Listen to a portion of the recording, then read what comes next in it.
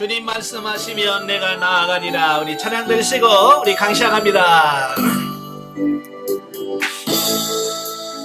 주님 말씀하시면 내가 나아가리라. 주님 뜻이 아니면 내가 멈춰서리라. 나의 가고서는 것 주님 뜻에 있으니 주님 나를 이끄소서. 주님 말씀하시면 내가 나아가리라. 주님 뜻이 아니면 내가 멈춰서리라. 나의 가고서는 것 주님 뜻에 있으니 주님 나를 이끄소서. 뜻하신 그곳에 나 있기 원합니다. 이끄시는 대로 순종하며 살리니 연약한 내 영혼 통하여 일하소서. 주님 나와 그 뜻을 위하여 뜻하신 그곳에 나 있기 원합니다.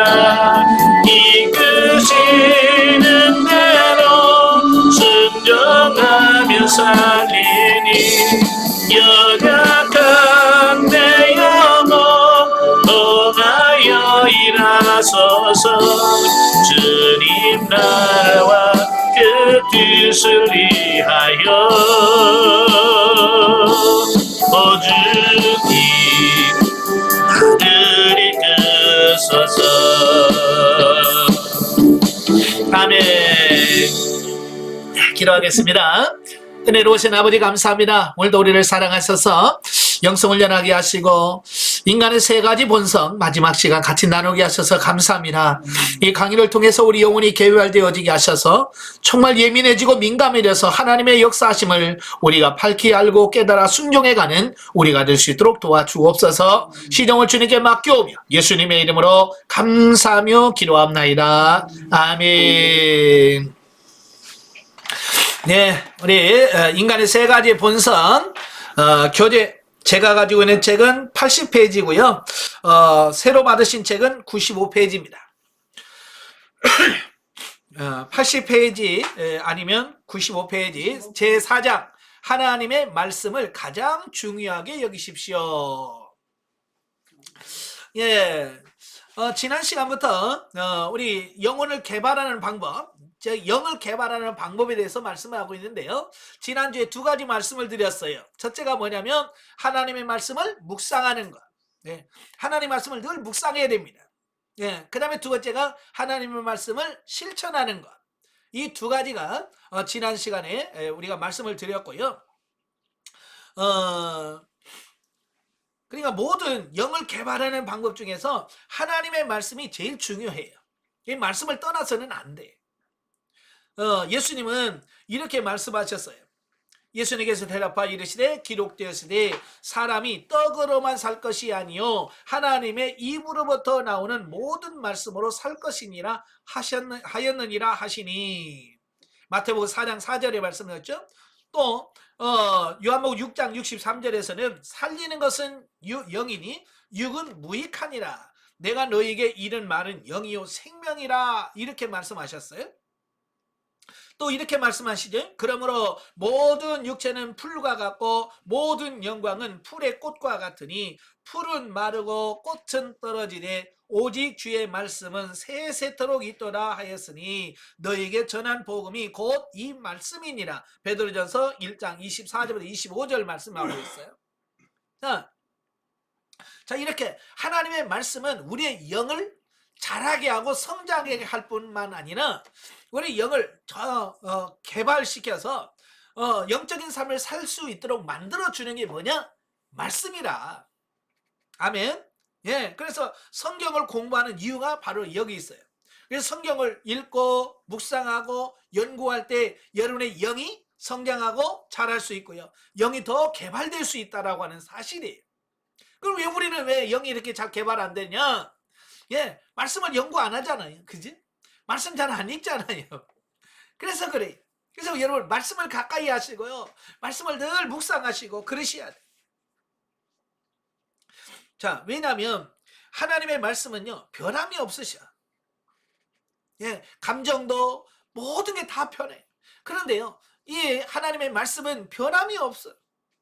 예, 뭐라고 말해요? 모든 영광은 풀의 꽃과 같으니 풀은 마르고 꽃은 떨어지되 오직 주의 말씀은 세세토록 있더라.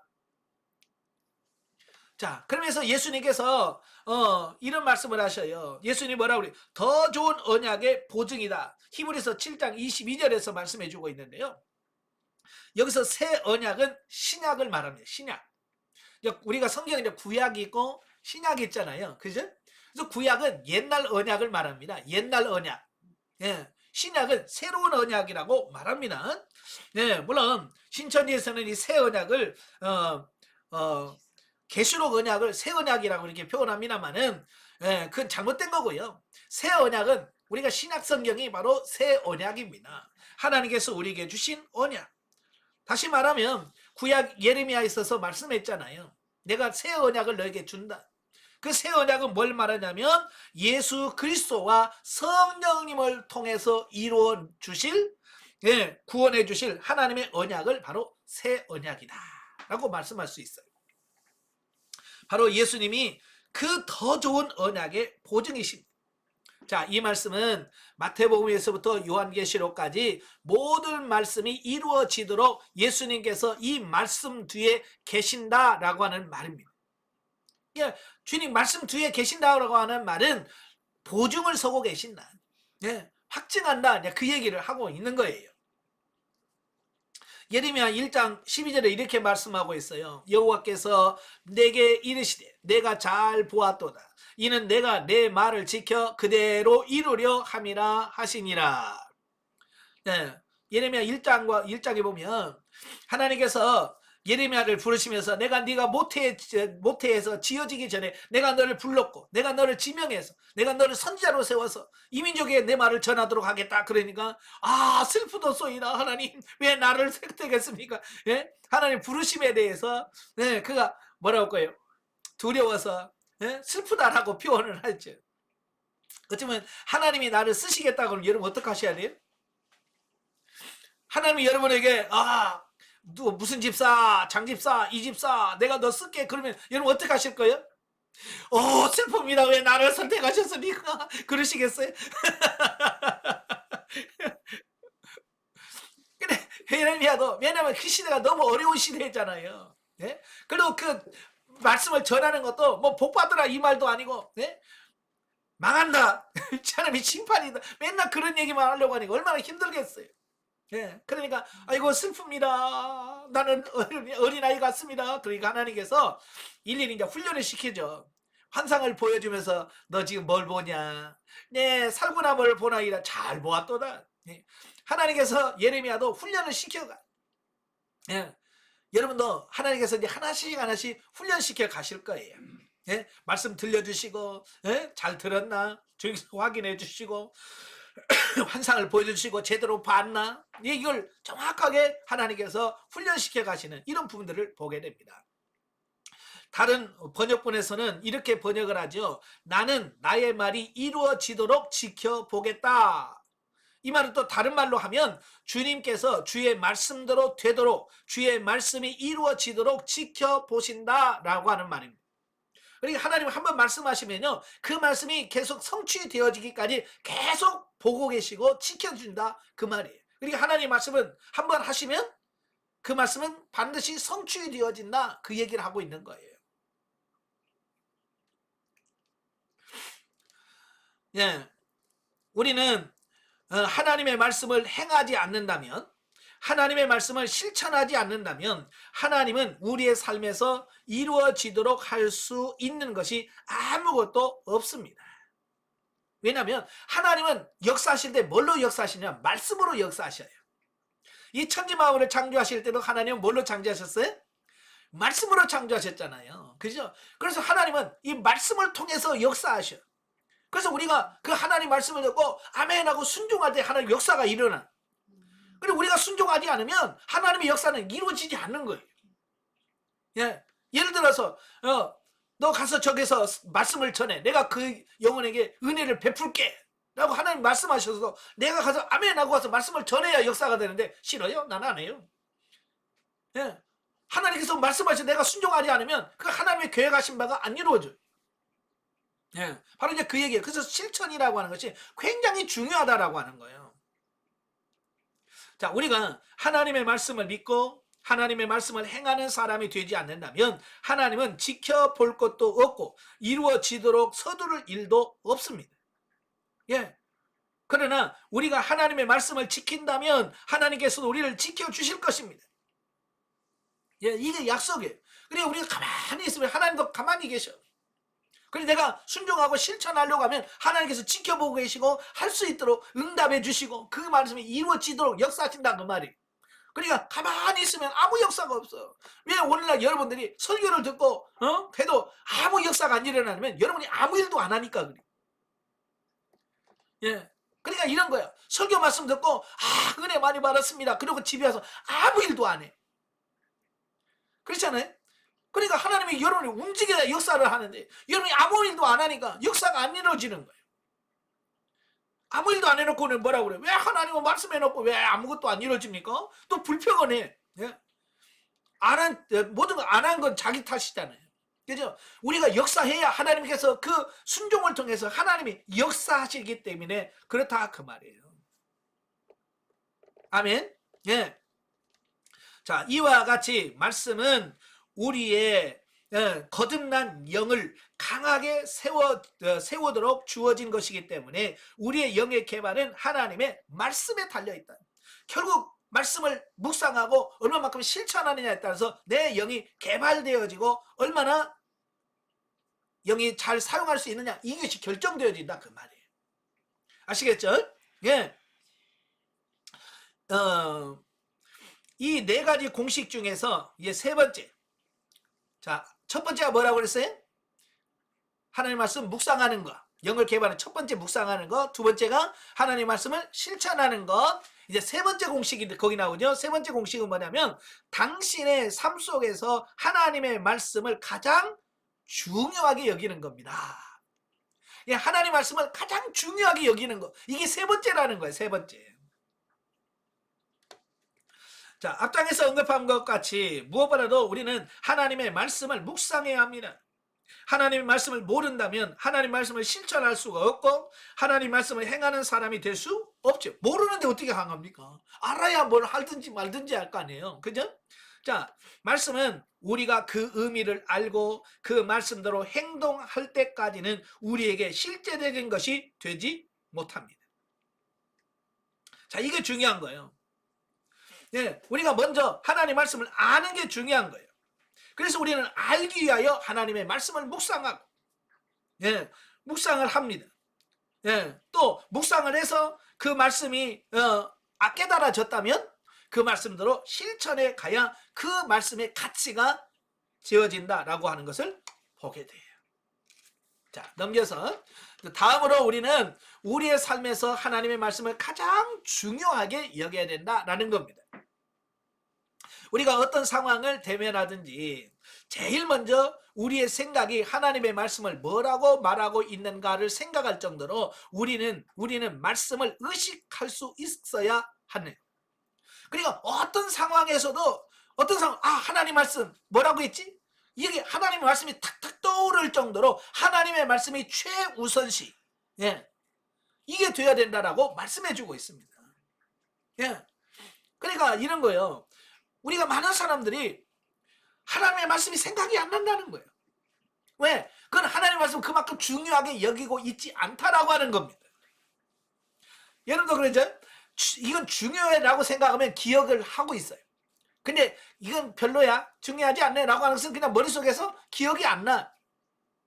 예. 왜 우리가 하나님 말씀이 기억이 안 날까요? 하나님 말씀 그만큼 중요하게 여기지 않은 거예요. 아시겠죠? 그러니까 설교를 들으면서도 이 하나님 말씀이 정말 중요해라고 정신 바짝 차려서 그 말씀 들으면 그 말씀이 들려.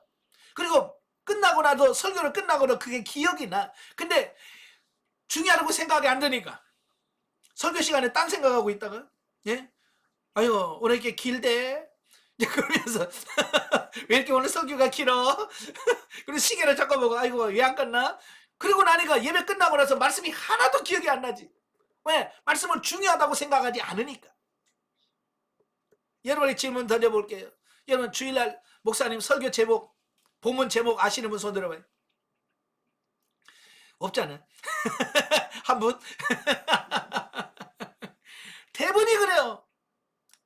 그냥 예배 드리는 걸로 만족하는 거야. 나 그 시간 앉아 있었어. 그걸로 만족. 아니 그 말씀을 들었으면 그 말씀이 머릿속에 기억이 나야 될 거 아니에요.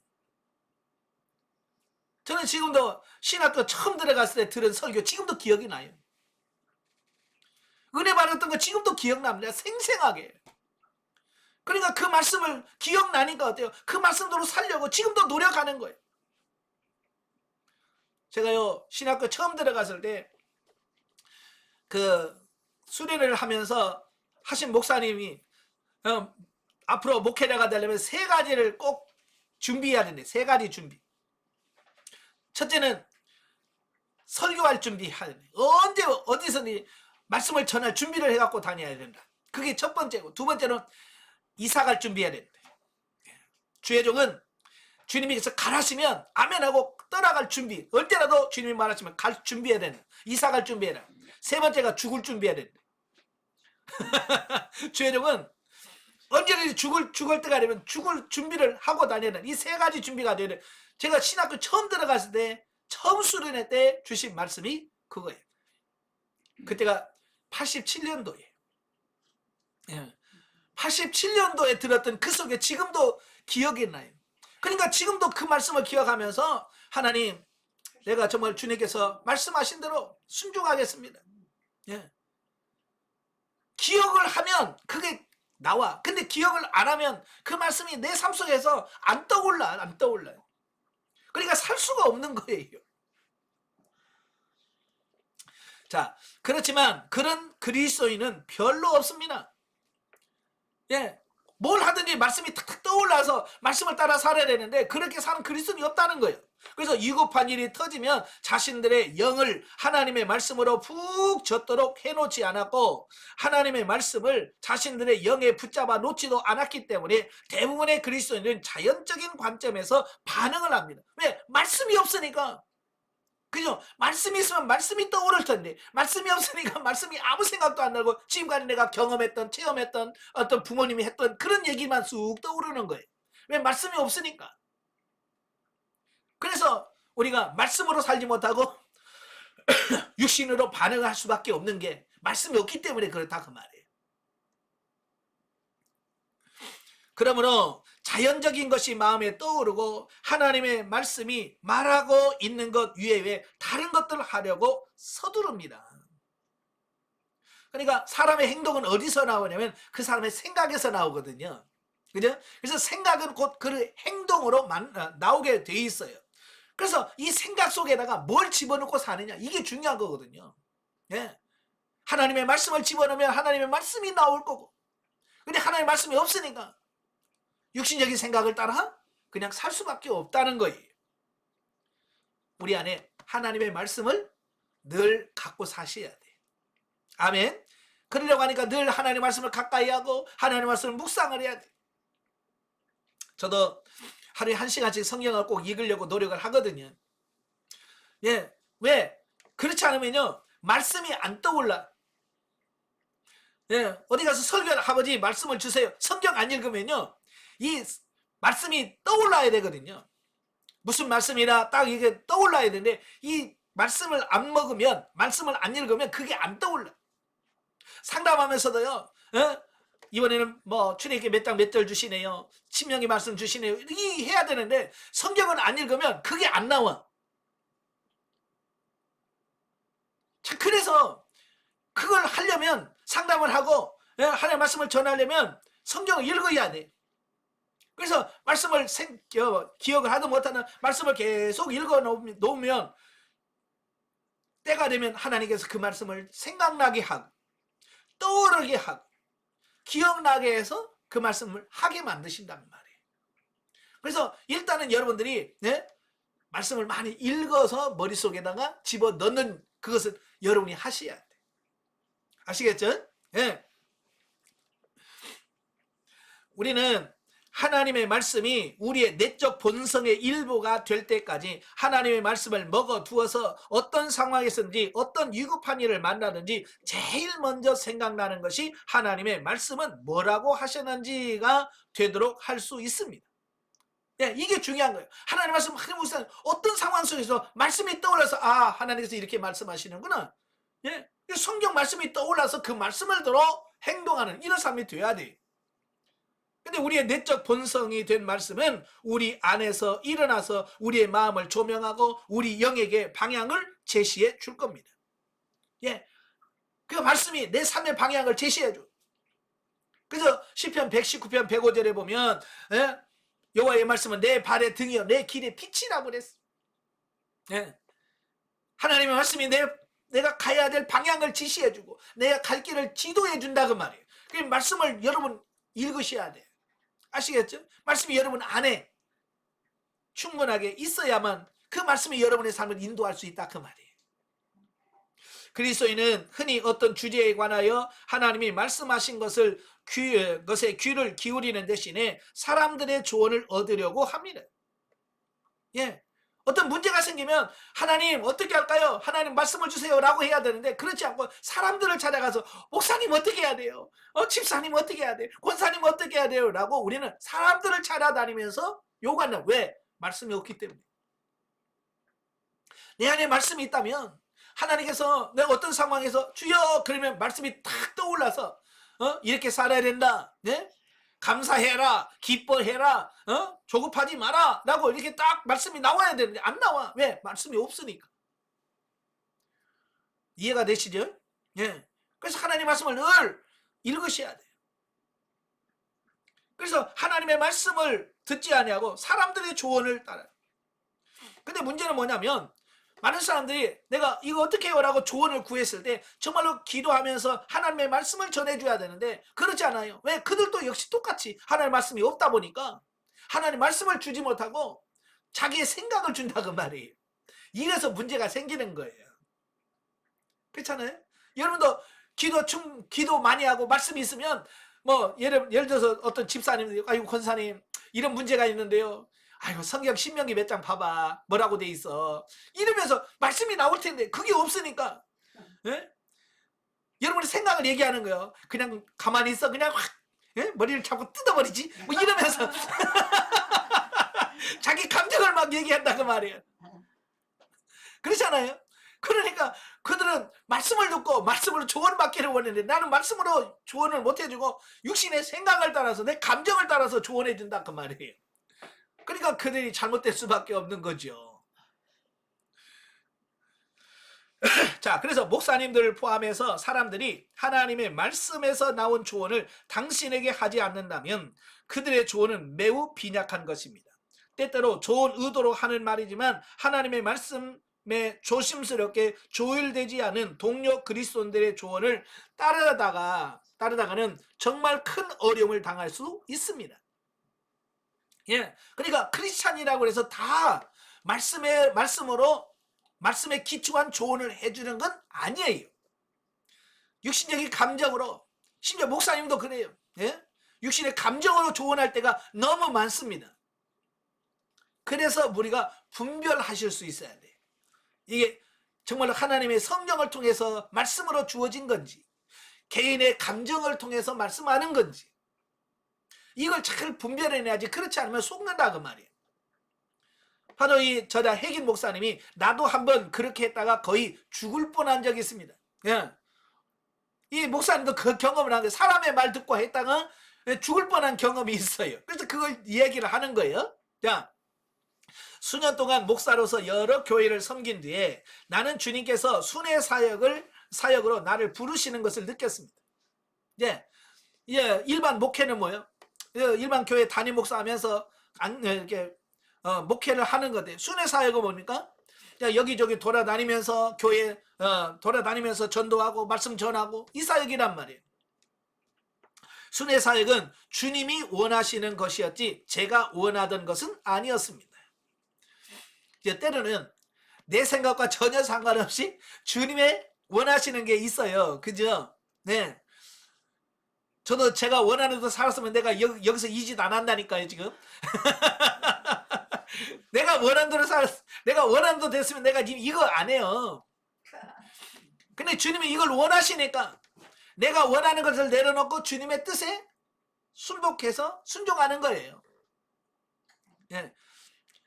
나는 계속해서 목사로서 교회를 섬기기를 바랬습니다. 이건 육신의 생각이죠. 왜? 편하니까. 예. 여러분 교회 담임 목사로서 섬겨봐요. 작은 교회랑 문제가 없지. 좀 큰 교회는 예?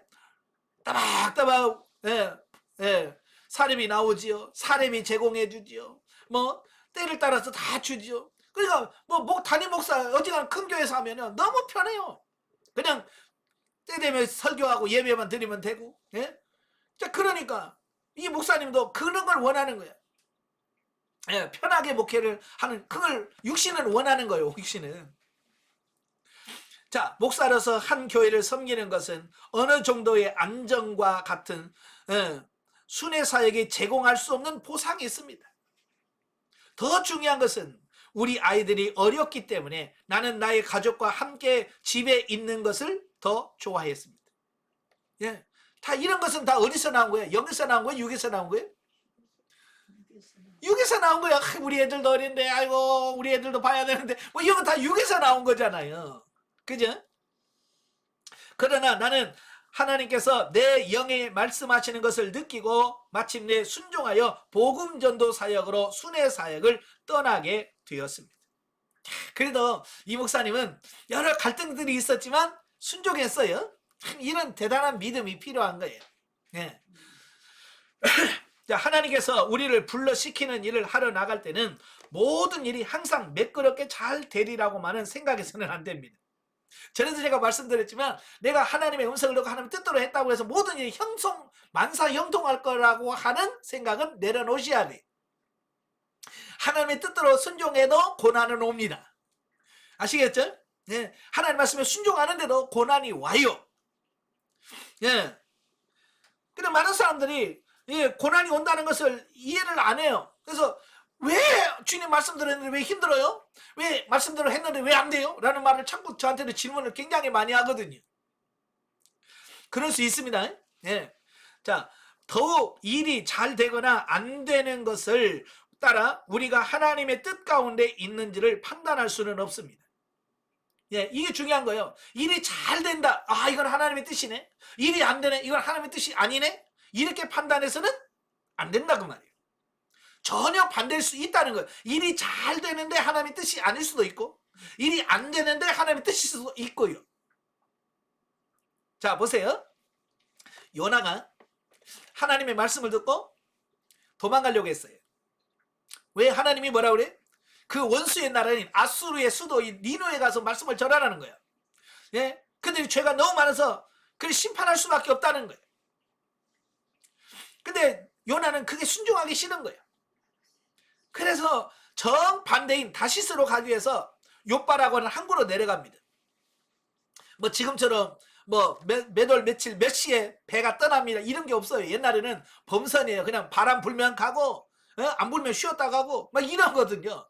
그러니까 이 배 시간 맞춘다는 게 굉장히 어려운 거예요.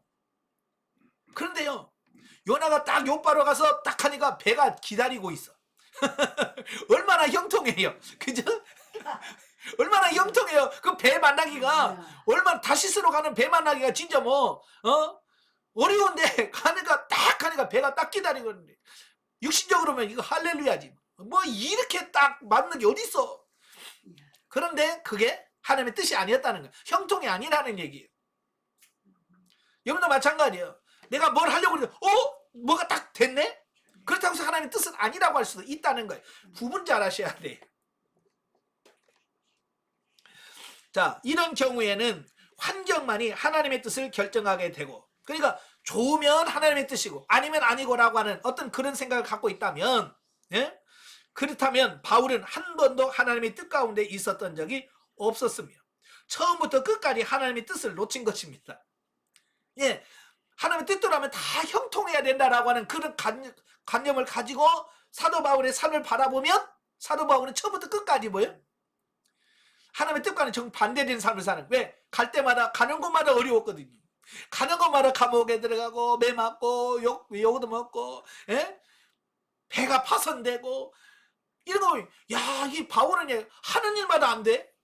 그럼 바울은 하나님 말씀대로 안 산 거네? 라고 평가할 수 있어요, 없어요? 없잖아요. 그러니까 우리가 가지고 있는 형통하면 하나님의 뜻이고 불통하면 하나님의 뜻이 아니고 라고 하는 그런 가치관으로 그냥 우리가 평균적으로 맞춰서 살면 안 된다고 하는 것을 얘기하려고 하는 거예요. 예, 그런 기준으로 보면 사도 바울은 진짜 불통한 사람이고요. 예, 하나님의 뜻대로 안 산 분이에요. 예수님도 더더욱 그렇고요. 그렇잖아요. 예수님 무슨 형통한 삶을 살았어요. 뭐 이 땅에 살면서 뭐 집 한 채가 반듯한 집 한 채가 있었어요. 아니면 장가를 가서 뭐 후손이나 많이 나왔어요. 아무것도 없어 예수님은 진짜. 그렇잖아요. 자식도 없이 결혼도 못하니 그냥 십자가 젊은 나이에 십자가 못 받고 죽었어. 육신적으로 보면 이건 저주받은 인생이야. 근데 성경은 예수님이 저주받았다고 얘기해요? 아니다. 승리자라고 얘기하고요. 우리의 구세주라고 얘기하고요. 하나님이라고 얘기하잖아요. 왜? 그 형통하고 안 형통하고가 하나님의 뜻이고 아니고가 복받고 저주받고 그런 뜻이 아니라는 거예요. 그래서 우리 가치관을 좀 많이 바꾸셔야 돼요. 많은 분들이 어려우면 전부 다 뭐라고 하냐면 이거 하나님 뜻이 아닌 게며.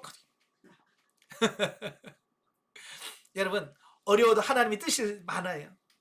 대부분이 하나님의 뜻은 고난 중에 이루어져요. 많은 선지자들이 정말로 죽을 때까지 편안하게 살다가 죽은 선지자가 누가 있어요? 아무도 없어.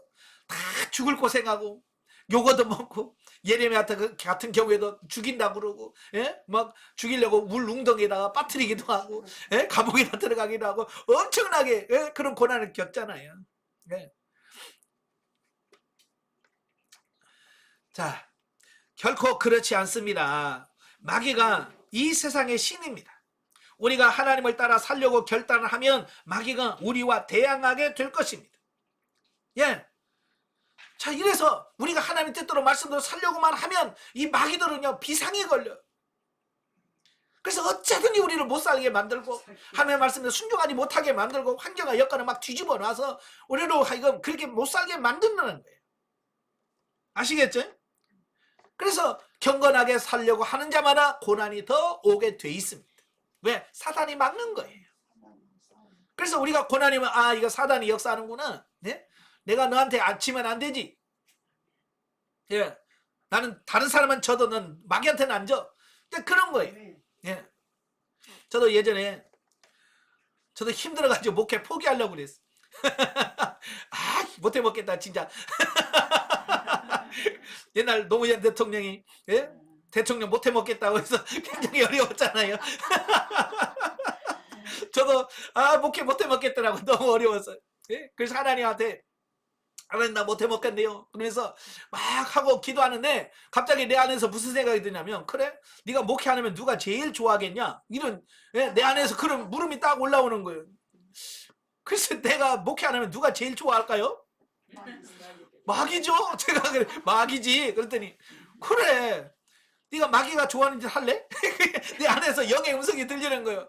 싫지. 나는 마귀가 좋아하는 짓은 내가 안 해. 그래서 나는 해야 돼. 난 목회할 거야. 왜? 마귀가 좋아하는 짓은 안 해. 이렇게 되어지는 거거든요. 예? 여러분도 내가 힘들다고 안 하면 제일 좋아할 사람이 누굴까? 예? 마귀가 좋아한다면 그러면 안 해야죠. 그죠? 여러분도 항상 누가 좋아할까? 이거 안 해가지고. 그래, 내가 이거 하면 누가 좋아할까? 하나님이 좋아한다면 아무리 내가 죽는다 그래도 가야죠. 예수님처럼 하나님의 뜻이다. 하나님이 좋아한다. 네, 십자가 지겠습니다. 바울처럼 가서 고생한다고 해도 죽는다 그래도 하나님의 뜻이라면 나는 생명도 나는 내놓았어. 그러면서 가잖아요. 그게 믿음이고 그게 신앙이에요. 아시겠죠? 자, 매달 마귀가 방해하는 집회를 계속하면서 심각한 재정적인 싸움을 하면서 순회 복음 전도자로서 7달 동안 일을 하고 난 후에 나는 돌아가서 목사로서 교회를 섬기기로 결정했습니다. 예, 7달 해보니까 너무 힘든 거예요. 마귀들은 방해가 있죠. 돈은 쪼들리죠. 그러니까 얼마나 힘듭니까? 그래서 7달 만에 아예 못하겠다. 다시 목해야지. 그렇게 결정했어요. 누가 결정한 거예요? 예, 여기 있잖아요. 내가 결정하였지 주님의 결정을 하지 않았다는 것을 주의하십시오. 예, 여러분도 그래요. 하나님은 포기 안 하는 일 우리가 나 포기요? 이럴 때가 많잖아요. 그죠? 내 생각대로 할 때가 너무 많아요. 그러니까 교회 가려고 하다가 아이고 추워. 나 오늘 교회 안 가. 주님이 포기하라고 한 거예요? 내가 포기한 거예요? 내가 포기한 거잖아요. 우리 그러고 산다 그 말이에요. 자, 그래서 동부 텍사스에 있는 상당히 큰 잘 되는 교회에서 그들의 목사가 되어줄 것을 고려하면서 그들을 위하여 설교를 해달라는 전화가 왔습니다. 기가 막히잖아요. 때마침 이거 순회서 너무 힘들어 못하면 교회 목회나야지 라고 생각하고 있는데 때마침 전화가 왔어. 그것도 큰 교회, 자기가 가고 싶었던 교회, 이런 교회에서 전화가 와요. 여러분 같으면 어떻게 하겠어요? 그렇죠. 할렐루야지. 하나님께서 또 나에게 또 기회를 주시는구나. 이건 하나님의 뜻과 전혀 상관없이 자기 생각이 마치 하나님의 뜻이냐 그러고 산다 그 말이에요. 예? 그래서 그들은 매월 담임 목사에게 $750에서 $1100 정도의 사례비를 드렸습니다. 그때가 1949년도니까 그 당시 돈의 가치가 지금보다 훨씬 컸을 때입니다. 그 교회는 사택도 준비되어 있습니다. 야, 목회자가요 어디 갈 때 이 사택 때문에 골치 아픈 적이 많거든요. 저도 해봐서 알아요. 예? 교육전서를 가는데 사택도 안 주고 전도사가 무슨 돈이 있어요. 예? 그 사택 구해서 가려면 얼마나 힘든데 사택까지 준다니까 얼마나 좋아요. 예. 예, 사례비도 많이 준다고 그러지. 예, 사택도 준다고 그러지. 뭐 그만큼 좋은 게 어디 있겠어요. 자연적인 관점에서 보면 이 제안은 매력적이었습니다. 그죠? 자기 상황에서 정말로 그보다는 더 좋은 상황이 없어. 나는 이전에 그 교회에 가서 설교한 적도 있었습니다. 나는 그 성도들을 좋아했고 그들도 나를 좋아했습니다. 그들은 그들 가운데 성령의 은사들이 나타났고 성령의 역사하는 것을 믿었습니다. 기적이 보통으로 일어나는 그런 교회였습니다. 그러니까 모든 게 다 좋은 거야. 성도들 좋고 교회 분위기도 좋고 다 좋은 거예요. 만일 하나님께서 나를 이 교회로 인도하신다면 이 교회를 담임 목사로서 섬기는 것보다 더 좋아할 것이 없어요. 예? 최상인 거예요. 자기에게 내가 거기 가서 담임만 하면 나는 최고야 라고 생각할 정도였단 말이죠. 나는 하나님의 소원은 생각도 하지 않고, 이게 중요한 거예요. 지금 하나님의 뜻이 뭐냐 이걸 찾는 것이 아니라 자기 생각, 자기 소원 이것만 따라가는 거예요. 나는 그들의 초청을 받아들여야 되겠다고, 또 적어도 그들을 위하여 설교하러 가야겠다라고 생각을 했습니다. 아마 여러분도 그렇게 다 생각할 거예요. 그죠? 좋은 환경에서 여러분 미혹하면 다 넘어갈 거예요. 네. 그리고 나서 바로 한 주일을 비워서 나는 아내와 함께 차를 몰고 이웃에 있는 한 교회로 갔습니다. 우리는 주일학교 시간에 맞추어서 그 교회에 도착했습니다. 나는 성경 공부하는 교실의 맨 앞좌석에 앉아 있었는데 그때 가르치는 내용이 얼마나 나에게 꼭 맞는지 나는 놀랐습니다. 그날 성경 공부 주제는 하나님께서 모세에게 바위를 향하여 말하라고 하였는데 모세가 바위를 침으로 어떻게 하나님께서 불순종하게 되었는지에 관한 것이었습니다. 그 주일학교 교사는 이스라엘 자녀들이 여행길의 어려움으로 인하여 얼마나 낙심하게 되었는지도 언급하였습니다. 나는 이 말씀이 얼마나 나의 상황에 꼭 맞는 말씀인지 생각하면서 그 자리에 앉아서 괴로워하고 있었습니다. 예. 자기는 지금 힘들어서 순회 사이에 너무 힘들어서 편하게 목회해 보겠다고 좋은 교회 선택해서 야 내가 다음 주에 가서 거기서 교회하고 내가 그 교회에서 목회해야지 하고 하나님 뜻과 정반대되는 삶을 살아가고 있는데 설교를 듣는데 성경 공부를 하는데 거기서 모세가 불순종하는 모습을 딱 설교하는 거예요. 자기 상황하고 딱 들어맞는 거예요. 얼마나 양심의 가책이 오겠습니까? 그죠? 네? 여러분도 혹시 설교 들으면서 여러분 괴로워한 적 있으세요? 왜 목사님은 내 얘기만 하지? 그런 적 있으세요? 없으세요? 있죠. 그럴 때 어떻게 보통 생각을 하세요? 아, 하나님께서 목사님을 통해서 나에게 말씀하셨구나 이렇게 생각을 하세요? 아니면 목사님이 나를 깠다고 생각하세요? 네, 저는 목사로서 정말 그게 궁금하고 가슴 아픈 게 그거예요. 제가 영적으로 살려고 몸부림치면서 기도하니까 하나님께서요 설교를 하면 전부 다 성도들의 삶에 대한 이야기를 설교를 쭉 하니까 성도들이 너무 힘들어하는 거예요. 왜냐하면 자기들의 삶과 내 설교가 너무 맞아 들어가니까 이 성도들이 괴로워하는 거예요. 그래서 괴로워하면 아 내가 잘못했구나 하나님께 통회하면서 하나님 용서를 일해야 되는데 전부 다 무슨 얘기하는 목사님이 왜 자기를 까냐는 거예요. 나는 깐 적이 없거든요. 나는 그냥 하나님 말씀 받아서 그냥 전한 것 뿐이야. 그러니까 자기를 깠대. 그리고 뭐라고 말하냐면 또 누가 일렀냐. 예. 자기들 집사님 목사님한테 얘기했지. 권사님 목사님한테 얘기했지. 이러는 거예요. 난 누구 얘기 듣고 설교 안 해요. 나는 누구한테 얘기 들으면 그건 일부러 설교 시간에 얘기 안 해요. 왜? 듣고 얘기했다고 할까봐. 나는 그냥 순수하게 하나님의 말씀만 전하는 거예요. 근데 성도들이 막 자기 얘기했느니 뭐하니 막 전화가 오는데 목사님 설교 시간에 제 얘기 그렇게 하면 어떻게 해요? 따지는데요. 아 나 미치겠어 내가. 그래서 내가 목회 그만두려고 했던 거예요. 진짜 목회 못해 먹겠다. 나는 그런 적이 없는데 여러분 제발 그러지 마세요. 목사님들 여러분 까가지고 뭐 나올 게 뭐 있어요? 그렇잖아요. 설교 시간에 여러분 까가지고 여러분 나올 게 뭐 있어? 까면 깔수록 여러분 시험 들어서 헌금도 안 할 건데 마이너스예요. 마이너스 되는 걸 왜 해요? 여러분 까는 게 아니라 하나님 말씀을 전하는 것 뿐이에요. 그러니까 사도 베드로의 말을 듣고 많은 선생들이 뭐라고 했어요? 형제요 우리가 어찌하고 찔림을 받으니까 그래가지고 하나님께서 우리가 어떻게 해야 됩니까? 라고 회개하고 돌이켜야 구원을 받는데 그렇잖아요. 그래서 제가 그때부터 하나님 너무 그렇게 하지 마세요.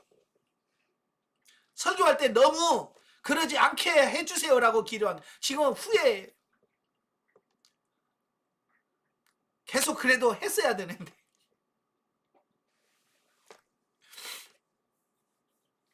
이분도 앉아서 하나님의 뜻은 순회 선교인데 육신은 편한 걸 추구하고 근데 말씀이 확 떨어졌네. 모세처럼 불순종하고 자기 모습을 딱 드러나는 거야. 그러니까 괴로운 거야. 그 순간 어떤 일이 벌어져요? 내 심장의 박동이 멈춰버려. 나는 의자에서 바닥으로 떨어졌습니다. 이어서 나의 심장은 빠른 박동으로 일정하지 않게 뛰기 시작했습니다. 내게는 1분에 200에서 300번의 맥박이 뛰는 것을 보였습니다. 맥박은 60에서 80, 90 이렇게 뛰어야 정상의 1분에. 근데 200에서 300번 뛰면 뭐야? 막 이게 심장이 쿵쿵쿵 하는 거죠. 이걸 부정맥이라고 그래. 부정맥. 어떨 때는 막 심장이 막 뛰었다가 어떨 때는 천천히 뛰고 막 그래가지고 이거 참 위험한 병이에요. 네. 그 자리에 있던 어떤 목사님이 나의 맥박을 재어보더니 맥박을 구분할 수가 없는데요. 우리가 느낄 수 있는 것은 오직 부르르 떨리는 것뿐이었습니다. 그러니까 얼마나 떠는지 이거 맥박을 막 뚝딱 뚝딱 뚝딱 하면서 재야 되는데 막 바르르 떠니까 이거 뭐 어떻게 체크를 맥박이 몇 번 뛰는지 체크할 수 없을 만큼 뛰는 거예요. 나는 온몸은 얼음장처럼 차갑게 되었습니다.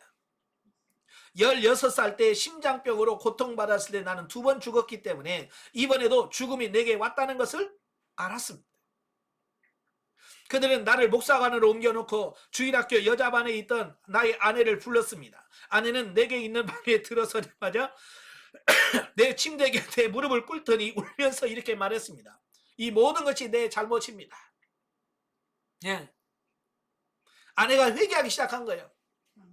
이어서 아내는 내가 오랫동안 집을 떠나 있던 것에 관하여 주님께 불만을 품고 불평을 해왔다고 내게 말했습니다. 그렇죠. 사모 입장에서 그렇죠. 편하게 목회하면 얼마나 좋아. 근데 갑자기 편하게 목회하다가 순회성경을 나가 일주일에 언제 올지도 모르고, 그죠? 교회에서 사역을 하면 그래도 정한 날에 사립이라도 따박따박 들어오니까 그거 가지고 살림도 하겠지만 이거 순회정연 이거 들어올지 안 들어올지, 에? 어쨌든 더 보태줘야 될 때도 있고, 그럴 때까지 얼마나 힘들었겠어요. 또 특별히 애들까지 어렸지. 네? 그러니까 사모님의 고통이 얼마나 컸겠어요. 그러니까 불만이 있었겠죠. 괜히 순회성기 한다고 그냥 목회는 할 일이지. 그러면서 얼마나 불평이 많았겠어요. 여러분 같으면 안 하시겠죠? 믿음이 좋아서. 네?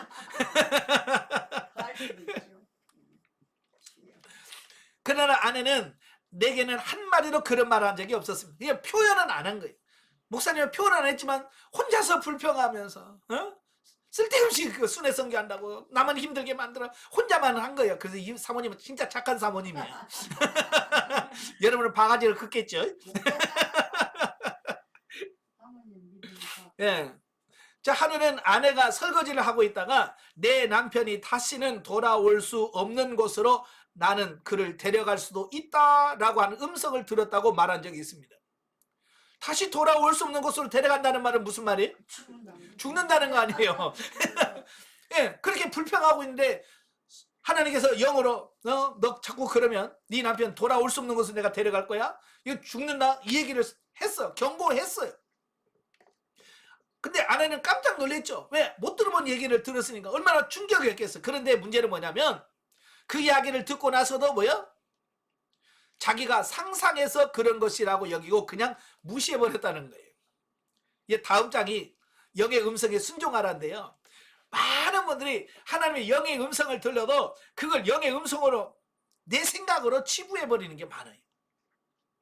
에이, 무슨 생각이 이렇게 쓸데없는 생각이 오지? 무시해버린다고 말이에요. 이 사모님도 무시해버린 거예요.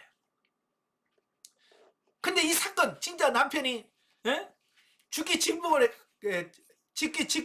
일보 직전에 오니까 그때서야 회개하는 겁니다. 아이고 주여 그랬습니다 하면서 그래서 침대 곁에서 무릎을 꿇고 아내는 이렇게 순복하는 기도를 드렸습니다. 주님, 주님께서 내 남편의 목숨만 살려주신다면 주님의 뜻대로 어디로 가든지 얼마나 오랫동안 가 있든지 상관하지 않겠습니다. 다시는 불평하지 않겠습니다.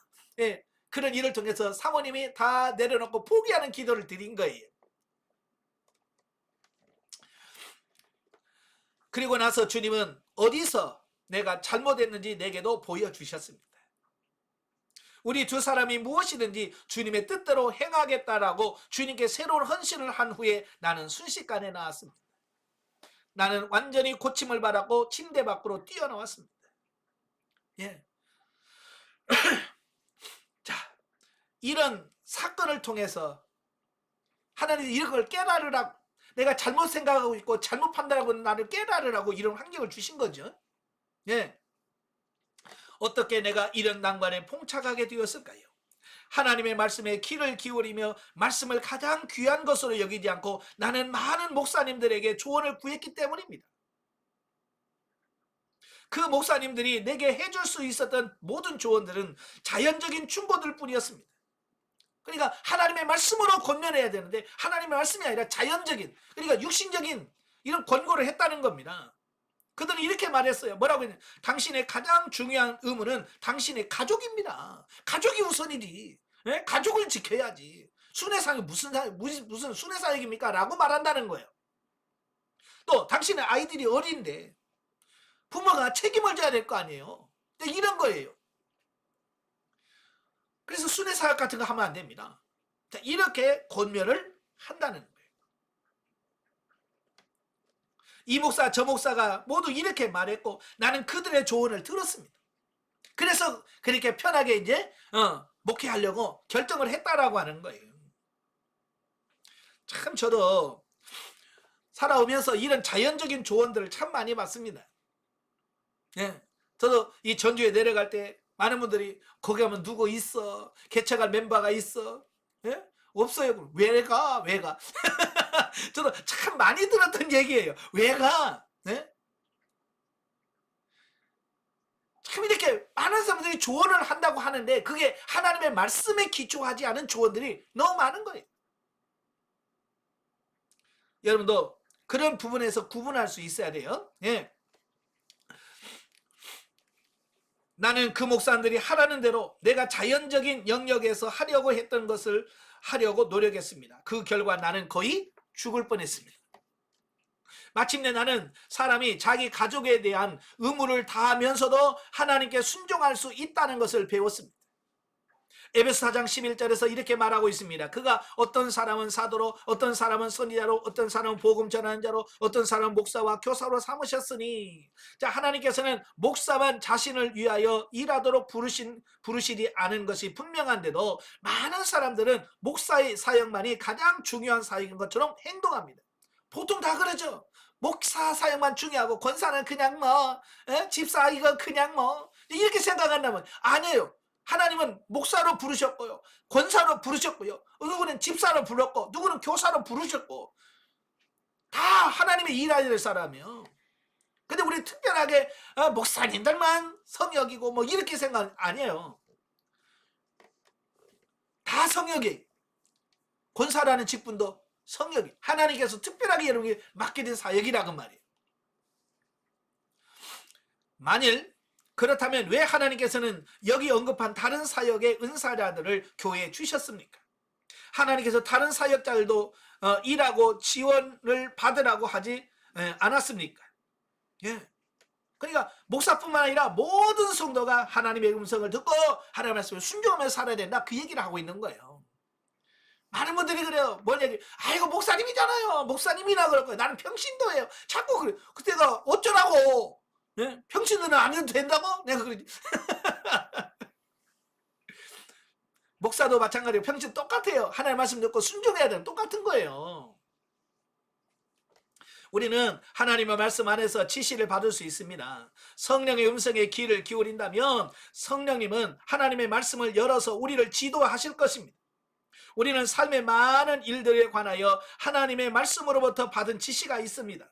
우리는 단지 그 말씀대로 행하기만 하면 됩니다. 아멘. 예, 하나님께서 말씀을 순종만 하면 돼. 근데 우리는 순종하지 않아요. 왜? 두려워서. 망할까봐. 힘들까봐. 그래서 우리는 순종하시길 바래요. 아시겠죠? 참 순종하는 거 쉽지 않아요. 그래도 해야 돼. 지금 당면한 삶에 문제가 있습니까? 그 문제에 대하여 하나님의 말씀이 무엇이라고 말하고 있는지 찾아보십시오. 지금 여러분의 삶 속에 지금 주님께서 내가 뭘 원하시지? 뭘 하기를 원하시는가? 이 부분에 대해서 집중하라 그 말이에요. 그 말씀을 묵상하십시오. 그리고 실천하십시오. 그 약속을 행동으로 옮기십시오. 환경이 아니라 친구나 사랑하는 사람들의 선의의 좋은 조언이 아니라 당신 개인의 느낌이나 원하는 것이 아니라 하나님의 말씀을 가장 중요하게 여기십시오. 아멘. 이 많은 사람들은 하나님 말씀을 가장 중요하게 여기는데 하나님 말씀보다도 뭘 자꾸 중요하게 여기냐면 자기 느낌, 자기 감정을 더 우선시합니다. 그래서 느낌이 안 좋아. 그럴 감정이 아니에요. 그래서 자꾸 느낌이나 감정을 얘기하는데 그건 아니에요. 느낌이나 감정을 따라가면 안 돼요. 하나님의 말씀을 따라가야 돼요. 그래서 당신의 삶 가운데 생기는 상황에 관하여 이것에 관하여 하나님의 말씀을 무엇을 말하고 있는지라고 질문하는 습관을 가지십시오. 제가 여러분에게 입문과정 할 때부터 묻고 행하십시오. 묻고 행하십시오라는 말을 많이 했어요.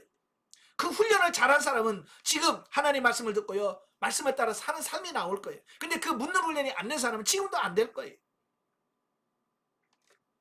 너무나 말씀을 의식하여 자동적으로 자신의 생각과 행동을 하나님의 말씀에 비추어서 하나님의 뜻 가운데 있는지 점검하도록 하십시오. 우리의 인생의 모든 상황에 대한 해답은 하나님의 말씀 안에서 발견하게 될 겁니다. 하나님의 말씀 가운데 한 약속은 너희 안에 계신 이가 이 세상에 있는 자보다 크심이라 라고 말하고 있습니다. 당신이 어떤 일을 당하든지 당신 안에 계신 분이 당신이 만난 문제보다 더 크십니다. 아멘. 예. 이것을 믿으면 당신은 어떤 환경을 만나든지 정복자의 영을 가지고 두려움 없이 인생을 살 수 있습니다. 그러니까 우리는 하나님보다 문제를 더 크게 보니까 문제예요. 문제보다 하나님이 훨씬 더 크셔. 내 환경보다 하나님이 더 위대하셔. 그러니까 힘들어도 나의 하나님이 계신데 뭐 이런 하나님을 믿는 그 믿음 안에 있을 때 여러분은 당당하게 할 수 있다는 거예요. 고민하고 불평하고 얌달하고 초조해서는 문제를 해결하지 못합니다. 이렇기 때문에 당신의 문제가 아직 해결되지 않았을지 모릅니다. 혹시 문제를 가지고 안달하고 있지는 않습니까? 성경은 우리에게 아무것도 염려하지 말라고 말하고 있습니다. 확대 번역본은 아무것도 안달하지 말라고 번역했습니다. 그래서 안달이라고 하는 말은 마음을 졸이며 조급해하는 걸 말합니다. 예? 아이고 어떡한데 요게 안달이에요. 예? 안달하지 말라는 거예요. 지금 안달하고 있습니까? 걱정되는 것이 있습니까? 우리는 어떤 것을 걱정하고 안달하면서 왜 하나님께서 이 문제에 대하여 아무 일도 하지 않으실까라고 궁금해합니다. 그 이유는 바로 당신이 문제를 가지고 걱정하면서 하나님께서 일하도록 허락하지 않기 때문입니다. 예? 여러분의 가정에 문제가 있습니까? 그 문제보다도 더 크신 주님이 여러분 뒤에 계셔요. 그분한테 맡기시고요. 예. 걱정하지 마십시오. 아시겠죠? 예. 우리는 문제를 하나님께 맡기지 않고 꼭 붙잡고 있습니다. 이게 문제예요. 예. 하나님께 맡겨서 하나님이 해결하도록 해야 되는데 내가 붙잡으면 내가 할 수가 없어. 저도 해보니까 이 자식은요 내 맘대로 안 돼. 내가 낳은 자식이지만 크니까요. 그러니까 내 맘대로 안 돼요. 애기 때는 진짜 때려서라도 쪼가리 가자! 그러면 이게 하지만 이게 큰 놈이면 특히 장가가 놈은 이놈은 뭐 어떻게 할 수가 없어. 근데요 그 아들보다 더 크신 분이 나한테는 있어. 하나님. 그죠? 그래 하나님께 맡기세요. 할아버지 아시죠? 저놈 하나님이 알아서 좀 해주세요. 그래 하나님이 알아서 처리해 주신단 말이에요. 그래 내가 걱정하고 안달한 이유가 뭐 있어? 아이고 우리 아들이 어떻게 걱정할 필요 없다니까. 아버지께 맡겨요. 아시겠죠? 예. 하나님께서는 그 문제에 관하여 무엇을 하기 원하시지만 우리가 그 문제를 붙잡고 있는 한 하나님은 아무것도 하실 수 없습니다. 예. 하나님께 맡기면 되는데 우리가 안 맡기고 내가 막 떨고 있으면 하나님 놓칠 수가 없어. 곧 와, 줘. 그래서 안 돼요. 그러면서 염려하고 있으면 안 돼. 그래 아버지가 맡기고 그러면 아버지가 알아서 처리하신다 그 말이에요. 예. 많은 분들이 그래요. 예. 몸이 아픈데 수술하면 낫는데 무서워. 그래서 수술 안 가. 내가 아는 분들 지금 몇 년째 다리가 쑤시고 아파 죽겠대. 그래서 인공관절 수술하라고. 무서워요. 그리고 안 가. 그리고 맨날 만나 목사님 아파요 죽겠어요. 수술하라고. 무서워요. 그래도 안 해. 지금 수년째. 마취 시켜보니. 그래 죽을 때까지 그 사람은 계속 고통하고 살아야 돼. 그렇잖아요. 네. 그 과정을 맡겨야지. 네. 하나님께 맡기시길 바래요.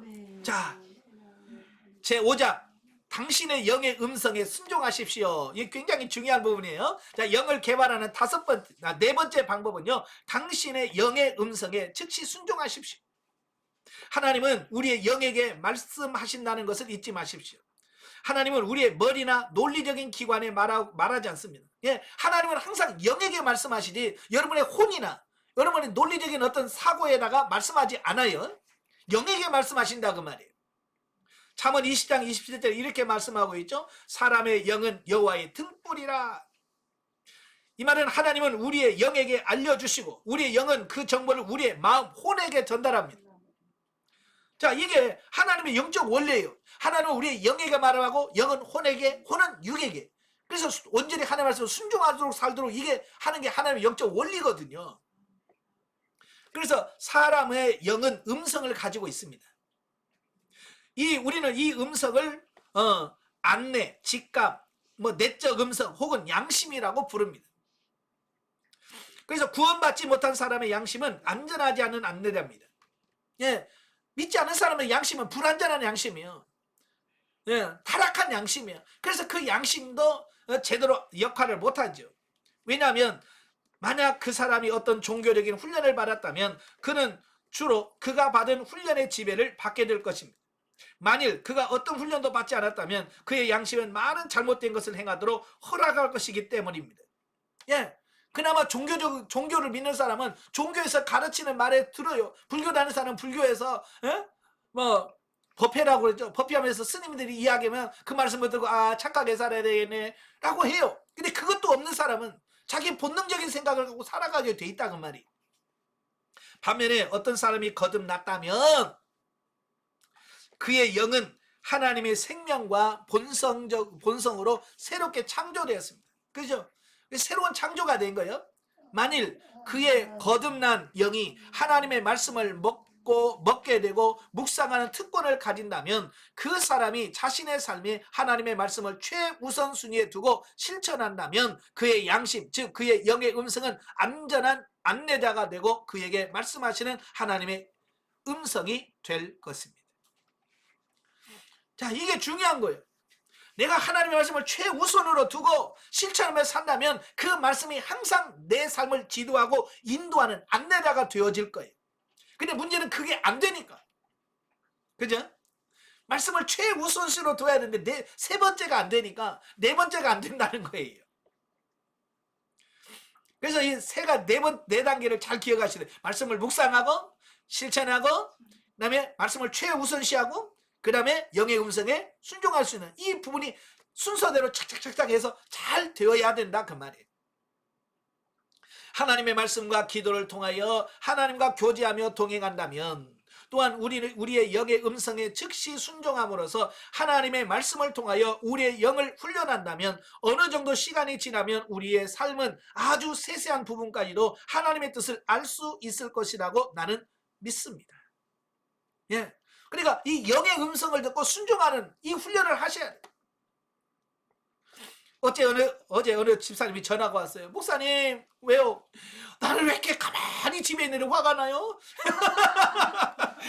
가만히 있는데 막 화가 나고 막 분노가 나는데, 네? 어떻게 해요? 그래서 그건 기도가 부족해서 그래요. 예? 기도해야 돼. 제가 그랬어요. 이 수요 예배 마치고 나서 뭐라고 말하냐면, 목사님, 근데요, 이상해요. 뭔데요? 막 육신은 화가 나는데요. 내 안에서 또 다른 내가요. 너는 그런 거 가지고 성질내냐? 뭐 그런데요. 그러니까 막 성질내고 있는 또 다른 나와 안에서 뭐 그런 거 가지고 성질내냐? 뭐 그러면서 또 다른 자기가 있다는 거야. 근데 막 화가 나왔다가도 그 누군가가 뭐 그 왜 성질내? 그러면 성질이 훅 내려간다는 거야. 그게 뭐냐? 그게 인격 분리예요. 영과 육이 내 안에서 그게 지금 서로 갈등하면서 고민하면서 지금 그걸 경험하고 있는 거예요. 인자사전에 내가 그랬어. 그렇게 안 된다고도 인자 되는데. 네. 이게 바로 이제 저도 이제 경험을 했거든요. 저는 가난 2-1 넘어가면서 바로 그런 현상이 일어났거든요. 막 육신에 막 화가 나가지고요. 막 진짜 뚜껑 열릴 직전이야. 근데 이 안에서 평안한 누군가 찬양하라 내 영혼아. 아니 막 성질 나 있는 육체와 내 안에서 막 찬양하고 손들고 있는 또 다른 내가 또 있는 거야. 그러니까 이거 뭐야? 뭐가 진짜야? 성질 내고 있는 얘가 나야? 안에서 찬양하고 있는 얘가 나야? 내가 그것 때문에 고민 많이 했거든요. 도대체 이게 뭐지? 예? 근데 그 안에서 고요하고 찬양하고 있는 그게 영이에요. 그러니까 막 육신으로 화가 나고 막 성질 나 있는 게 육이고 안에서 뭐 그거 가지고 성질내 아무것도 아닌 거 가지고 그게 뭐예요? 영이란 말이에요. 그게 자꾸 대화를 통해서 하다 보면 영의 음성이 요게 영이구나 라고 인식을 하면 이제 그 영으로부터 들려오는 음성을 듣게 돼요. 아시겠죠? 여러분들 그런 현상 있어요 없어요? 경험하셔야 돼요. 지금 성장하신 분들은 그런 경험이 있을 거고요. 아직 안 되신 분들은 아직 그게 안 일어났어요. 근데 그게 일어나야 돼. 그게 인격 분리라고 하는 거예요. 자, 예수님은 이렇게 말씀하셨습니다. 내가 아버지께 구하겠으니 그가 또 다른 보혜사를 너희에게 주사 영원토록 너희와 함께 있게 하리니 그는 진리의 영이라 세상은 능히 그를 받지 못하나니 이는 그를 보지도 못하고 알지도 못함이라. 그러나 너희는 그를 아나니 그는 너희와 함께 거하시며 또 너희 속에 계시겠습니다. 이어서 이 말씀도 하셨습니다. 그러나 진리의 성령이 오시면 그가 너희를 모든 진리 가운데로 인도하시리니. 자, 여기서 언급된 이 말씀은 예수님께서 하나님의 위대한 구원 계획에 관하여 사도 바울에게 주신 그 계시만을 언급하는 것이 아니라고 믿습니다. 성령께서 말씀할 때 뭐 성경 써라 이런 것만이 아니란 말이에요. 일상생활 가운데서 사소한 부분까지 성령께서 말씀하신다 그 말이에요. 그래서 하나님의 영은 우리 각 사람을 그 사람의 삶의 형편 가운데서 인도하실 것이라는 뜻이기도 한다. 그러니까 성령께서 우리를 인도하실 거고 지도할 거라고 했는데 꼭 성경만 설경만 써야 되고 설교만 해야 되는 게 아니라 우리가 일상생활 여러분이 삶 속에서 빨래하고 살림하고 하는 그 과정에서도 성령께서 얼마든지 여러분을 인도할 수 있다 그 말이에요. 지도할 수 있다는 얘기예요. 그러니까 수시로 여러분이 집에서 살림하면서 하나님 어떻게 할까요? 무엇을 할까요? 라고 물을 때 그 순간순간 여러분의 삶의 현장에서 성령의 지도를 받고 인도받을 수 있다 그 말이에요. 우리는 우리 안에 안내자로서 계신 성령님을 모셨다는 것을 의식하면서 우리의 하루를 시작해야 한다고 나는 믿습니다. 네, 그러니까 하루 시작하면서 오늘도 하루 성령께서 나를 인도하실 거라, 성령님 나와 동행해 주실 거라는 믿고 시작을 해야 돼. 예. 그래서 저는 새벽 기도할 때마다 하나님 오늘도 성령께서 나와 함께 하시고 동행해 주옵소서. 설교할 때나 강의를 할 때나 상담을 할 때나 어떨 때나 주님이 나와 함께 하시고 동행해 주옵소서. 그게 제일 중요한 거거든요. 그래서 우리는 안내자도 없이 안내 지도도 없이 버려져 있는 사람들이 아닙니다. 예수님께서는 성령님에 관하여 이렇게 말씀하셨습니다. 그가 너희를 모든 진리 가운데로 인도하시리라. 그가 장래일을 알게 하리라. 예수님은 이 말씀을 하나님의 영이 서신서와 계시록에 사도들이 기록한 장래의 일들에 관해서만 사도들에게만 보여주시겠다고 의미하는 것이 아닙니다. 그러니까 여기서 보여주신다고 하는 말은 꼭 요한 계시록처럼 요한아 일로 와라 그래서 천상세계 보여주고 이런 것만을 의미하는 게 아니라 그 말이에요. 그게 특별한 사람들에게만 보여주는 게 아니라 택한 모든 사람들에게 믿는 자들에게 다 그렇게 해주시겠다라고 보편적으로 약속하는 겁니다. 근데 많은 분들이 그래요. 목사님 좀 기도해봐. 아니 본인이 아직 아이고 목사님 기도는 더 잘 듣잖아요 하나님이 그러면서 자꾸 자기는 묻지 않고 나한테 자꾸 떠넘기려고 그래. 네? 그러지 말라고 말이에요. 특별한 사람만 하나님 음성 듣는 게 아니라 모두 믿는 모든 사람들이 다. 아멘. 여러분도 지도받을 수 있고요. 여러분도 하나님이 역사하신다고. 거기서 뭐라고 그랬어요? 예수님이 목사만 인도할 거야 그랬어요?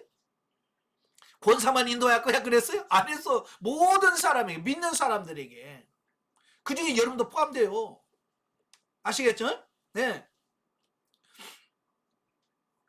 물론 이 말도 한 부분이긴 합니다만 이 구절의 의미는 하나님의 영은 우리들의 삶 가운데서 앞으로 올 일들을 우리에게 보여주시겠다는 뜻이기도 합니다. 성령께서 미래에 이런 일들을 우리에게 보여주심으로써 우리는 모르고 있다가 당하지 않고 그 일에 대비할 수 있습니다. 예. 하나님께 물으면 주님께서 알려주셔. 그럼 대비할 수 있다는 말이에요. 예. 여름에 장마철에 갑자기 순식간에 비가 와서 생명을 잃고 그렇잖아요. 미리 알면 대비할 수 있잖아요. 그렇잖아? 근데 모르니까 그냥 갑자기 물이 닥치니까 거기서 어려움을 당할 거 아닙니까? 예, 바로 이런 거예요. 아는 게 그래 중요한 거거든요. 그래서 성령께서 미리 너에게 알려주겠다는 거예요. 그래서 성령은 우리가 변화시킬 수 있는 것들을 보여주실 것입니다. 예를 들면 하나님께서 성령님을 통하여 선지자 이사야에게 히스기야 왕에게 이렇게 말하라고 말씀하셨습니다. 여호와의 말씀이 너는 집을 정리하라 내가 죽고 살지 못하리라 하셨다. 그 당시 관리에 의하면 그런 상황 안에서 너는 히스기야는 죽게 되어 있습니다. 왜요? 하나님이 너 죽는다 그랬잖아요. 하나님이 죽는다 그러면 죽어. 그죠? 그게 정상인 거예요. 근데 중요한 것은 왜 하나님께서 그냥 히스기야가 죽이려면 그냥 데려가면 되잖아요. 그죠? 그냥 히스기야 죽이려면 그냥 데려가면 되잖아. 근데 왜 이사야에게 가서 정리해라. 예? 하나님이 너 죽인단다. 왜 말씀을 하셨을까요? 그 뭐요? 난 너 살리고 싶어 그 얘기거든요. 그러니까 이걸 정확하게 이해를 해야 되는데 죽는다는 만 기억을 하는 사람들이 많아. 그러니까 히스기야가 이사야의 말을 듣자마자 이건 하나님께서 답으로 회개하고 기도하는 뜻이구나. 이걸 이해한 거예요. 그래서 이사야 말을 듣자마자 그가 벽을 향하여 기도합니다. 왜 벽을 향하여 기도할까요? 원래 그는 성전에 가서 기도하는 사람인데 그는 지금 질병 가운데 있잖아요. 얼마나 몸이 아팠는지 그는 성전에 갈 수 있는 힘도 없었던 거예요. 그래서 그가 할 수 있는 건 뭐냐? 성전을 향하는 벽을 향해서 기도할 수밖에 없었어요. 그가 기도해서 기도하고 있을 때 이사야가 그 예루살렘 성도 절반도 가기 전에 하나님의 이사야를 불러서 뭐라고 말씀합니까? 너는 돌아가서 내 백성의 주권자 히스기야에 이르기를 왕의 조상 다윗의 하나님 여호와의 말씀이 내가 내 기도를 들었고 내 눈물을 보았느라 내가 너를 낫게 하리니 내가 3일 만에 여호와의 성전에 올라가고 내가 내 날을 15년을 더하리라. 여러분 이사야에서 내가 금방 말했어요. 몇 분도 지나기 전에 가가지고 주님이 고쳐주신다는데요. 이 말하기가 쉬워요 어려워요? 어려워. 근데도 하잖아. 자 여기서 중요한 게 뭐냐? 하나님께서는 때때로 우리의 태도나 기도를 바꾸심으로써 변화시킬 수 있는 것들을 우리에게 보여주신다는 것을 우리는 여기서 알 수가 있습니다. 만약에 히스기야가 기도 안 했다면 어떻게 됐을까요? 진짜 죽어요. 왜? 하나님 죽는다고 했으니까. 그러나 히스기야는 그 말씀을 듣고 기도했어요. 그래서 그의 생명을 15년 연장시켰어요. 이거 여기서 운명론과 하나님의 인도하심은 다른 거예요. 운명론은 뭐냐면 이미 하나님께서 죽기로 정해졌으면 내가 기도를 하든 뭘 하든 안 바뀌는 거예요. 못 바꾸는 것이 운명론이라 그래요. 어차피 나는 죽게 돼 있어. 내가 기도해도 죽어. 이거 운명론이에요. 근데 성경은 운명론을 말하고 있지 않아요. 항상 죽는다 그래도 회개하면 구원받아요. 그렇죠? 그렇기 때문에 여러분은 어떤 상황에서 우리가 기도할 수 있으면 그 상황을 바꾸는 거예요. 하나님이 변덕이 심하다 그런 뜻이 아니에요. 하나님께서는 우리에게 기회를 주시고 새로운 삶을 수 있는 기회를 허락하신다고 하는 의미를 갈 수 있습니다. 그래서 하나님은 우리 자신에 관해서나 우리 사랑하는 사람에 관해서 변화되어야 할 것들을 우리에게 보여주시기도 합니다. 그렇지만 우리가 변화시킬 수 없는 것들도 있습니다. 이런 일들은 장래에 다가옵니다. 우리는 이 일을 대비할 수 있습니다. 우리 영 안에 거하시는 우리를 인도하시고 앞으로 일어날 일들을 우리에게 보여주시는 이 놀라운 안내를 하시는 성령님께 나는 매우 감사한 마음을 가지고 있습니다. 오래전에 성령 충만을 받은 이후에 멀리는 2년 전까지 내가 미리 알지 못했던 가족의 죽음은 없었습니다. 미리 우리가 사랑하는 가족을 죽을 것이라고 하는 것을 알게 된다면 우리는 그들이 죽음을 대비하여 필요한 것들을 많이 준비할 수 있도록 할 수 있습니다. 그렇죠? 사람 죽는다는 거 알아요? 몰라요? 몰라요. 근데 성령이 가르쳐 준다는 말이에요. 저도 우리 교회 성도들 아팠을 때 하나님 살려주실 건가요? 아니면 데려가실 건가요? 먼저 제가 하나님께 물어요. 그러면 하나님께서 데려갈 거다라고 말하면 그 성도에게 가서 준비하십시오. 우리는 천국이 있습니다. 그래서 천국에 소망을 주고 그 천국에 갈 수 있도록 확신을 주고 그런 설교를 해서 그에게 천국 구원받을 수 있도록 합니다. 그러나 회개시키면 하나님께서 치유시킬 분들이 있어요. 그럼 이런 분들은 회개하라고 그러고 기도시켜서 그러면 생명을 연장시키기도 합니다. 그래서 지금도 살아계신 분도 계시고 근데요 그 말을 듣고 받아들인 사람이 있는가 하면 받아들이지 않는 사람이 있더라는 거예요. 한 분도 췌장암으로 그럼도 뭐 쉬운 중반 때밖에 50대 중반 정도 췌장암에 걸리셨어요. 하나님께 기도하니까 하나님께서 그를 데려가시겠다는 거예요. 살려주지는 않겠다는 거예요. 그래서 그에게 믿음의 그 구원에 대한 확신을 심어주고 천국에 대한 소망을 주시고, 그러니까 그가 죽음에 대해서 두려워하지 않고 그걸 받아들이게 돼요. 췌장암은요 얼마나 고통이 심한지 몰라요. 그런데 하나님을 기도했습니다. 하나님 이 영혼을 불쌍히 여겨달라고. 그러니까 하나님께서 뭐라고 말씀하냐면, 저에게 말씀하시는데 내가 그에게 마지막 선물을 주겠다. 그의 마지막 선물을 주겠다는 거예요. 그래서 무슨 선물일까요? 그랬더니 하나님께서 그에게 통증이 없는 선물을 주신 거예요. 췌장암은요 그 마약 같은 막 사탕 빨고 그래도요 고통합니다. 근데요 그분은요 돌아가실 때까지 마약 이런 거 안 해. 진통제를 안 맞아요. 참 신기하게 하나님 역사하시는 것을 보게 돼요. 근데 다른 한 분은 이제 돌아가시 직전에 이제 호스피스 병동으로 가시죠. 그러니까 막 성질 내면서 내가 왜 거기 가냐고, 나는 살아야 된다고. 예? 고통스러우니까 계속 마약 사탕을 빨고 다녀요. 그게 막 혓바닥이 짝짝짝짝 갈라지고, 그래도 준비를 안 해요. 참 그러신 분도 있더라고요. 알려줘도 못하는 사람이 있고 순종하면 그렇게 복을 받는 사람이 있어요. 자, 이렇게 하나님께서는 자 이렇게 우리의 죽음도 알려주시면서 준비케 하셔요. 여러분도 그렇게 하실 거예요. 자, 우리의 삶 가운데 성령님의 역사로 인하여 우리는 이 세상에 홀로 남겨져 있지 않습니다. 예수님께서는 제자들에게 이렇게 말씀하셨습니다. 내가 떠나가는 것이 너희에게 유익이라. 내가 떠나가지 아니하면 보혜사가 너희에게 오시지 아니할 것이요.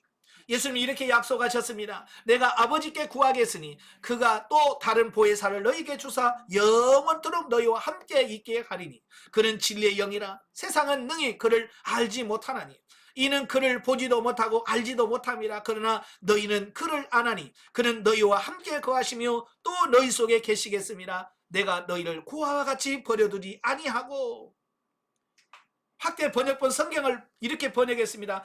나는 너희를 쓸쓸하고 외롭고 유가족이 되어 희망을 잃고 의지할 데가 없는 고아로 남겨두고 가지 않을 것이다. 나는 너희에게로 돌아올 것이다. 그래서 하나님은, 예수님은 반드시 우리를 고아처럼 두지 않고 오시겠다는 거예요. 여러분 고아 아니에요? 하나님 여러분의 아버지가 되셔서 여러분에게 여러분을 이끌어 가시. 그러니까 여러분이 외롭고 희망을 잃고 살 필요는 없습니다.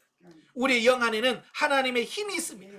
우리는 강한 사람처럼 일어나서 하나님의 일을 할 수가 있습니다. 우리는 원수를 쫓아낼 수 있으며 어둠의 세력은 우리 앞에서 도망갈 것입니다.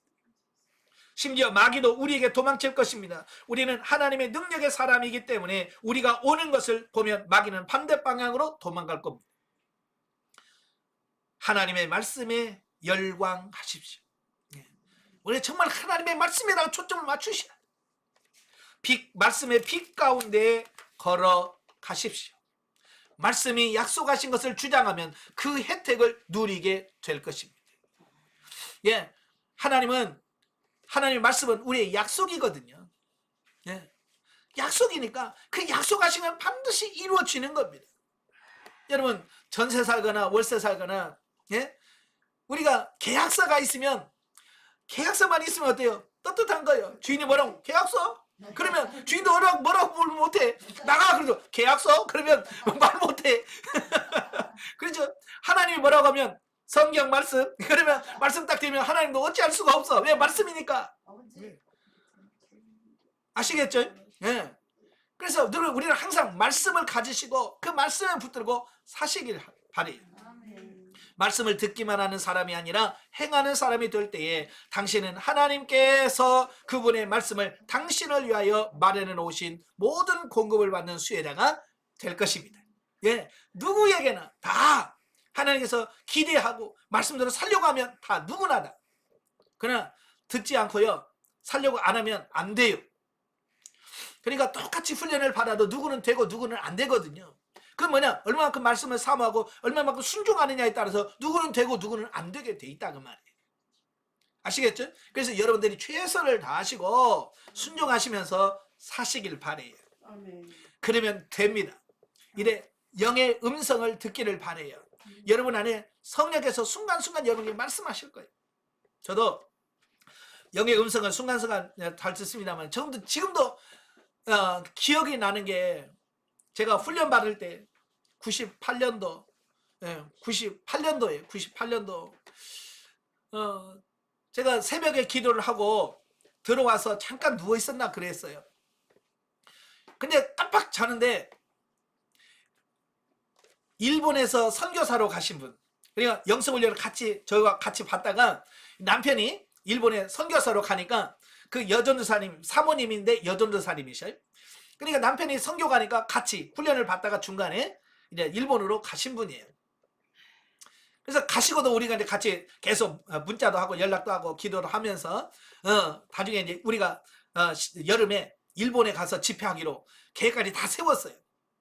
근데 6월달인가 5월달인가 새벽에 잠깐 새벽기도 3시간 하고 잠깐 누워있는데 그 일본으로 선교 가신 그 여전도사님이 제가 누워있는데 와서 목사님 저 먼저 가요 나중에 봬요 그러시는 거예요. 난 누워있는데 그래서 벌떡 일어나 이게 뭐지? 이게 뭐지? 근데 조금 있다가 그 남편 목사님한테 전화가 왔어요. 새벽에 그 여전도사님이 새벽기도 가시려고 신호등에서 신호를 기다렸다가 신호등이 켜지니까 갔는데 과속으로 달리는 오토바이가 그냥 쳐서 순간적으로 돌아가셨다는 거예요. 병원에 입원했는데 금방 돌아가셨다는 거예요. 근데 나한테 그 음성이 들려 목사님 저 먼저 가요 나중에 봬요 라고 하는 그 음성을 들린 그쯤에 돌아가신 거예요. 야 정말 깜짝 놀란 거예요. 거리적으로는 일본과 한국 얼마나 많이 떨어져 있어요. 그죠? 근데 그 영이 저에게 먼저 가요 나중에 봬요라고 인사라고 하는 그 모습을 보면서 야 진짜 이거 영의 음성이라고 하는 건 영이라는 건 대단하구나. 우리가 내가 생각하는 것 이상이다 라고 하는 것을 느꼈어요. 여러분도 마찬가지예요. 영이 민감하게만 하시면 수없이 영에게 들려주시는 음성을 하나님 음성을 듣고 살아갈 거예요. 영이 민감하시길 바래요. 그러려면 영을 개발하려면 뭐 하신다고요? 4가지 말씀을 묵상해야 되고 말씀을 실천하고 말씀을 가장 중요하게 여기고 영의 음성에 순종하는 이 4가지가 되어야 영이 개발이 된다는 것. 영이 개발이 잘 돼서 영의 사람이 되시길 주님을 축원합니다. 네, 기도하겠습니다. 은혜로우신 아버지, 인간의 3가지 본성에 대한 말씀을 지금까지 들었습니다. 참 많은 것을 우리에게 깨닫게 하시고 알게 하셔서 감사합니다. 오늘 말씀처럼 영을 개발하는 4가지 방법들을 우리가 잘 인식하게 하시고 그 말씀대로 우리 자신이 변화되어서 하나님 앞에 귀하게 쓰임받는 우리들이 다 될 수 있도록 도와주옵소서. 특별히 저들의 영을 개발시켜 주옵소서. 영을 통해서 하나님께서 주시는 그 신령한 은혜들을 받으며 누리며 사는 저희들이 다 되어지게 하옵소서. 예수님의 이름으로 감사하며 기도합나이다. 아멘. 하나님 감사드립니다.